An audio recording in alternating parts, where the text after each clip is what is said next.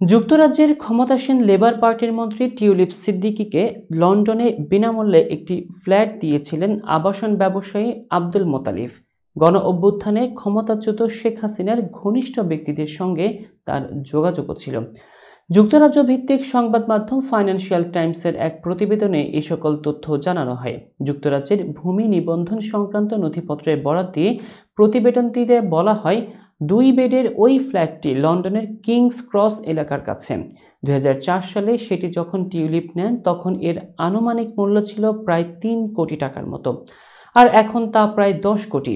Tulip বর্তমানে যুক্তরাজ্যের অর্থ মন্ত্রণালয়ের অর্থনীতি বিষয়ক মিনিস্টার হিসেবে আর্থিক খাতে দুর্নীতি বন্ধের দায়িত্বে আছেন। তিনি শেখ হাসিনার বোন শেখ রেহানার মেয়ে।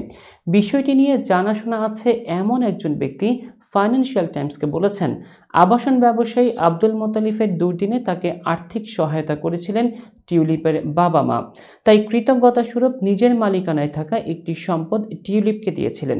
70 বছর বয়সী আব্দুল মোতালিফ ফাইন্যান্সিয়াল টাইমসের কাছে কিংস ক্রসের ওই ফ্ল্যাট কেনার কথা স্বীকার করেছেন। তবে পরে সেটি নিয়ে ঠিক কী করেছেন তা নিয়ে কিছুই বলতে চাননি। বর্তমানে আব্দুল মোতালিফ দক্ষিণ পূর্ব লন্ডনে বসবাস করেন। ভোটার নিবন্ধন সংশ্লিষ্ট নথি থেকে জানা গেছে, ওই এলাকায় মোতালিফের ঠিকানায় মজিবুল ইসলাম নামের আরেক ব্যক্তি বসবাস করেন। মজিবুলের বাবা 2014 থেকে 2024 সাল পর্যন্ত বাংলাদেশে আওয়ামী লীগের নির্বাচিত সংসদ সদস্য ছিলেন।